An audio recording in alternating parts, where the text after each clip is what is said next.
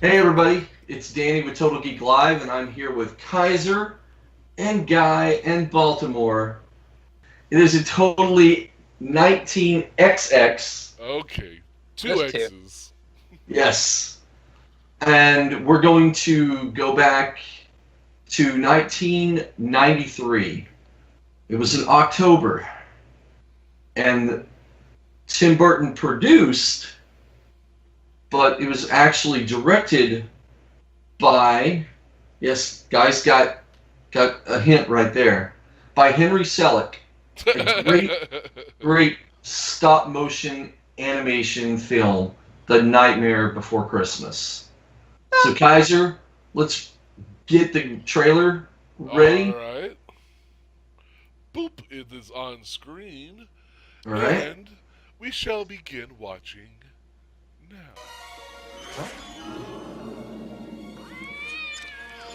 Welcome. I to an love that cat extraordinary world siren. filled with magic and wonder. Woo! Open your mind Sounds like a fantasy dragon and slay. let yourself go. Right. Yeah, the To music a is just place where every day Mm. is Halloween and every night kind of Skellington. different. Yes, you are, Jack. Yes, you are. What is this? It's Is someplace this?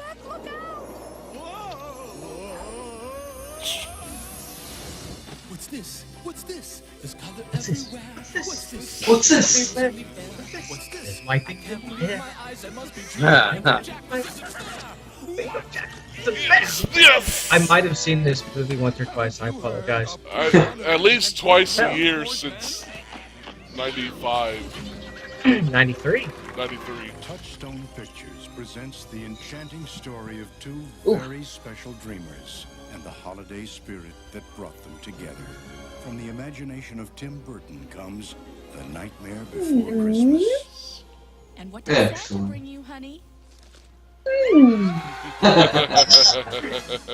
There's Tim Burton with the shrunken heads again.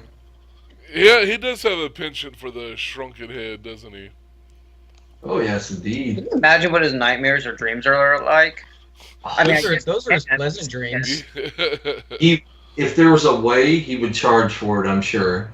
Well, Yeah. he does. We've paid to see them time and time again. That's true. That's very, very true. Yeah. So this is easily one of my favorite movies of all time. I just absolutely love this movie, and I love everything about Jack Skellington. In fact, I brought some things out of my own personal archives because Nightmare Before Christmas didn't actually start as a movie. No. It actually started as a story. Oh, well, nice little book, huh? This was from 1993. This is the first edition of this book. They've since released it, but it started out as a poem that Tim Burton did. So this is actually a story written and illustrated by him. So this is some of the wonderful. Come on, I'm walking over here. What is the deal with Christmas? But you know, it's got all these wonderful illustrations that I just wanted to show off because they're really neat. And because it was one of those movies that I latched onto immediately for that following Christmas, I also got the companion making of book. This is also the original from back in the day. Nice. So Incredible. those are two of my personal favorites in my library.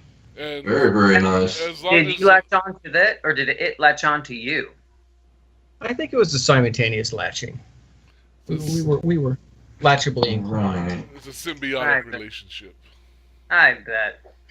Right. Because I know as long as I've known you, you've had the little stuffed Jack sitting on a gargoyle. Mm-hmm. Uh, Oh yes, I still have them. Years and years and years and years. Oh yes. So, Guy, do you consider this a Halloween movie? Do you consider it a more of a Christmas time movie, or is Yes. Yes, I do. There Yeah. you go. That's the it right answer. there? That's the Yes. answer, right? That's the answer. Is it a Halloween movie? Is it a Christmas movie? Yes. Yes. You watch it I'm- twice a year. You watch it at Halloween and you watch it at Christmas. And That's what I do. absolutely can. It is definitely a 2-time-a-year film, and it works so well in both ways. Yeah. Yeah. That's awesome. I totally agree. Um, do you guys think there will ever be a sequel? Because if you remember, there's the scene with all the trees when Jack gets to go into Christmas Town. We see the Easter egg one and the turkey one and something like that. So it does give you the opportunity to understand that within this whole realm or world or whatever we are in, there are other places that he could go to. Yeah, and I believe that's been explored in some of the stuff like The Nightmare Before Christmas, Oogie's Revenge. I was about to say that. Yeah, so you still have your copy as well. Yes, I Oh, is do. and that's a video game, right? Yes, Yes. it is. For the Okay, yeah, I had that that came out a long time ago, right? I think I had it for the PlayStation Xbox. 2. So, yeah, PlayStation 2 Xbox. and Xbox. Yeah, all right. And even funnier, they did a prequel of what happened before The Nightmare Before Christmas on Game Boy Advance. Oh, Oh, wow. I never did play that one. Yeah, they Wow. did a 2D side scroller, So which the- was actually really cool. What happened? It kind of tells about the events, just kind of leading up to how Jack met Oogie Boogie and their initial rivalry started, and how Oogie Boogie started causing problems within the town. But yeah, there's the PlayStation 2 game is something of a sequel, and I've even heard that they're planning a comic book in the near future that will be another version of a sequel of what happened after the Okay. events of the film. Okay, that seems to be a common theme now with Yeah. a lot of intellectual properties. Is that if they can't go the route with the budget and everything, even for TV shows, if they can't have the budget to keep doing a TV show or another movie or whatever, then they go the comic book route. Yeah, like Fight Club sequel was a comic. Mhm. The Bill and Ted comics read as sequels to the movie. As after the movie. Right. People You Know's getting a comic book sequel. Yeah. Ah. Yeah. I don't know if this movie needs a sequel. I think it will kind of. I mean, a movie sequel. Yes. Right. I would love it if it did. I just don't think it's something that's necessary. I don't think it's something that's. I just don't see it. Having the same magic and kind of Right. Yeah. I mean, yeah, you have duality and doors for Thanksgiving and Easter and stuff like that. But I feel like if you're gonna pick the holidays that are gonna kind of mean the most and kind of have the most to explore, this is it. Halloween, Christmas. I mean- don't know. Him going through the St. Patrick's Day door and getting drunk could be a fun movie. That's true. I mean, he really could have a great time on Flag Day. I don't know. I think they explored the St. Patrick's Day thing on Robot Chicken, if I remember I've correctly. seen a few Yes. things Yeah. online of. Oh, okay. So, it went about as well as you'd think. Yeah. So, although I don't know if it could find the same magic, I just will say this: having recently seen Kubo and the Two Strings, the Yes. things they can do with the stop motion these days with just touches of the CG, just here and there. You don't need a lot or much at all, but my God, if you haven't seen Kubo and the Two Strings, watch it as soon as you possibly can. Absolutely. I highly recommend that film. Yeah. Yeah. Because Very, Nightmare very good. was definitely set back in the pre-CG age. So that's all Yeah, this is hand slowly posed, animated, stop motion. And it was meant to pay homage to all those Rankin Bass Christmas specials, everything from like Rudolph and Right. Yeah. all of those. Well, I mean, But- you see that through its story, Zero, Yeah. with the glowing red nose, Right. ends up leading, Jack Yeah. Skellington Mm-hmm. Yeah. into Christmas Town. Right. So, Wait, with- I got a question. I'm sorry. I don't mean to dominate Oh, the it's okay. conversation. That just popped in my head. Okay. So, is there a door to the Earth realm from this holiday-centric place? Because, I mean, they visit it at Halloween, and then I guess he visited again at Christmas. Is there Right. Yeah, I would assume that there is some type of Earth realm that takes them, and maybe we need to go back and analyze the circle of trees or something. But I would think that that's the case, unless each realm has its own Earth, and Jack was distributing the presents to the Christmas realm's Earth children. I think he did actually go into Earth Realm, because everything was like all little happy elves and reindeer in Christmas Town. Right. So could he then, for a potential for a sequel in some medium, go to the Nether Realm and bring Christmas unto Quan Chi and Shinnok? A very Quan Chi Christmas. I was waiting for that. I was like, oh man, how am I going to... He's going there. Oh boy. Okay, y'all take it. I've been talking too much. Just one little fun bit of trivia. Another little neat note, like whenever Jack is unintentionally terrorizing the kids on Christmas Eve, I think it's the little boy and the girl when they're running in to go see their presents, what Sandy Claus left them. Right. One of the kids is wearing Donald Duck pajamas. Oh, nice. Got, like little Donald heads all over his little PJs. So very, very nice. Well, it is a Disney film. It wasn't so much officially owned at that point. It was done by Touchstone, which is Disney, but Disney didn't really embrace it until it's like, oh wow, people are really kooky about this film. Yes, of course it's a Disney film. Yeah, exactly. Once they started seeing all the merchandise getting bought off the shelves, then that's when they really started slapping their name. Yeah, and then the second they turned the Haunted Mansion into the Nightmare Before Christmas, between Halloween and Christmas, just gold. Printing and money. Hot Topic customers rejoiced. Yay. Yay.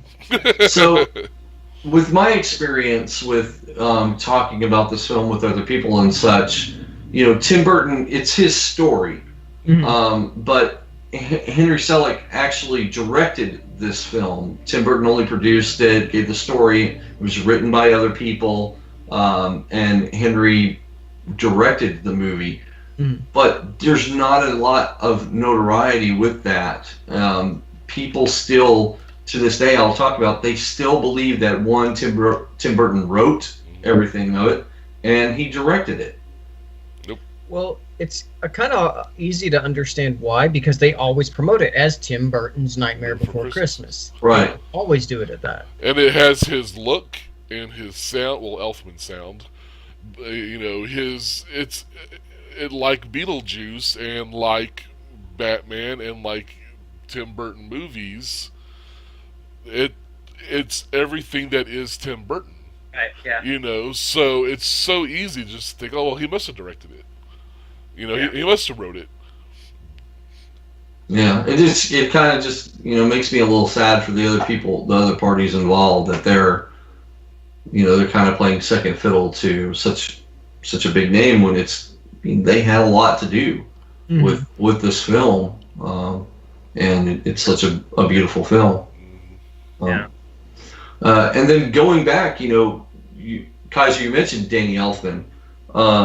What do you guys think about, you have a speaking voice for Jack Skellington, but then you have Danny Elfman being the singing voice. It's pretty. That's not uncommon.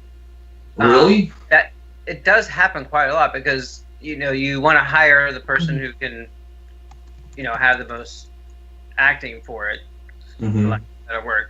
And then if they can't sing, well, you just hire someone who will sing. That happened in Jim and the Holograms. She had a singing voice and she had an acting voice. Two different people. And they actually never met until years later. Yeah, right. They never interacted. But it's not uncommon. And Chris Sarandon does not have a good singing voice. So, yeah. Sure, but Danny Elfman, I've seen his works that he's done with Oingo Boingo, and the film, as campy as it is, but the film that he did with his brother, Phantom Zone. Yes, that he did have some acting chops that I just thought that he could do it all on his own. It could also be, I mean, he was busy scoring the movie. Yeah, that's true. As producers, are they going to trust a musician to be the lead actor? Not necessarily. They're going to try to bank on somebody that they can at least have, that has some sort of, credits of them. And and until I really watched the credits and put two and two together that it was not the same speaking and singing voice, it's seamless. I mean, if you didn't tell people that, they're just like, oh yeah, it's the same guy. Well, it's the same thing like Aladdin. I mean, the speaking and singing voices for both Aladdin and Jasmine are two different people. So right. Yeah.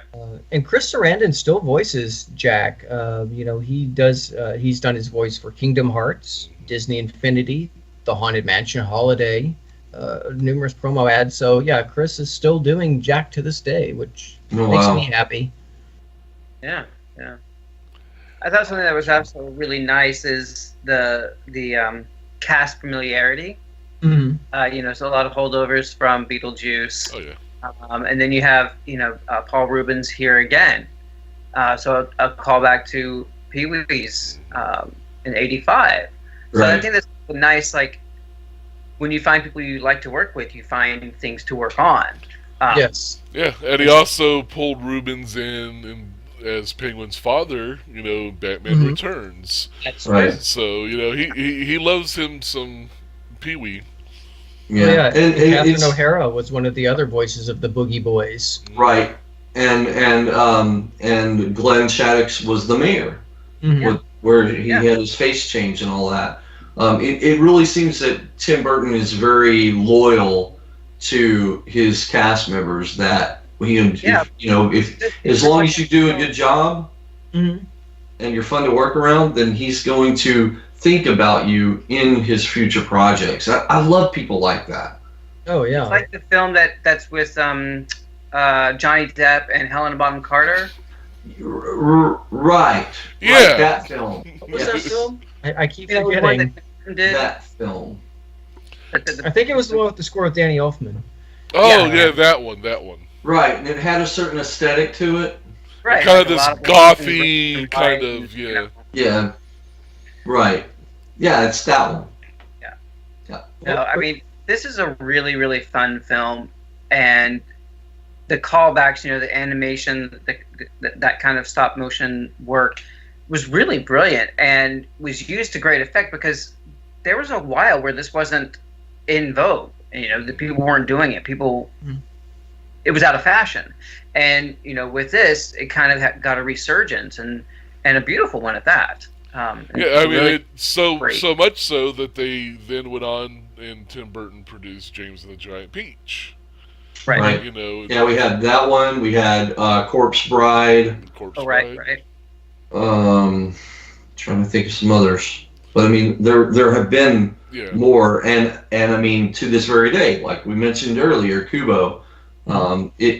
It's part of it was because it was so time consuming. This film in particular took over 3 years to do all the stop motion animation, and that's a lot of time commitment that studios, that's the reason why you don't have Tim Burton being the director. Years. Yeah. It's like, here's the story, and here's the look, and he'll come in and I'll check things. But 3 years, day in, day out, Yeah, right. It's a good point. Very good point.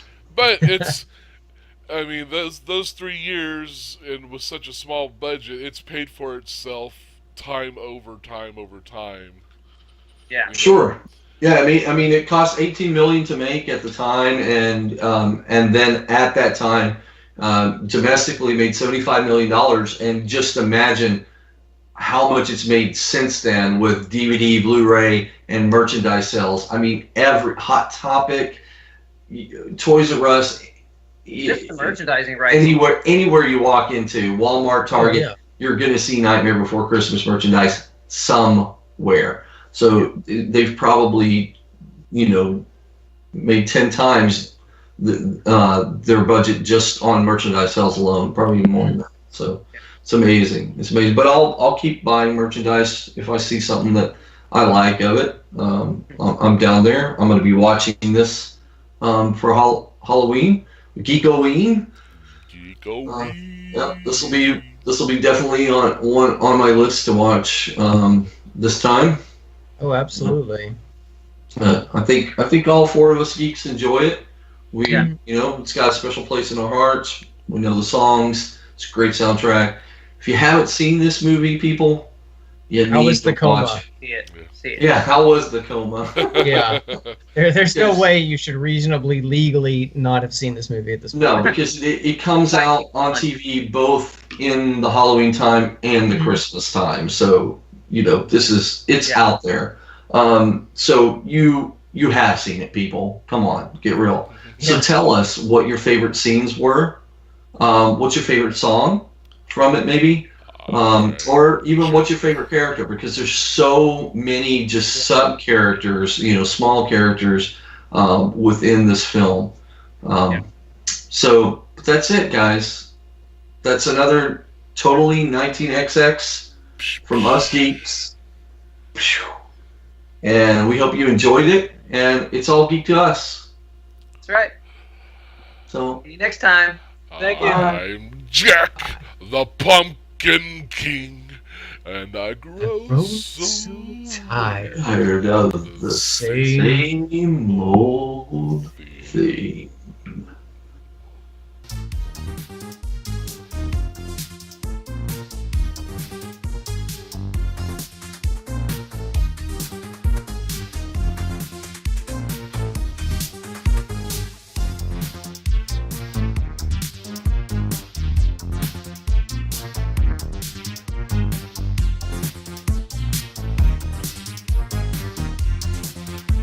And it's a totally XXX. XXX. Whoa. Wait, it's not that kind of stuff. That kind of stuff. Oh, Yeah. No, it's not. Go to sleep, kids. Strike that, reverse it. Strike, reverse, swap around.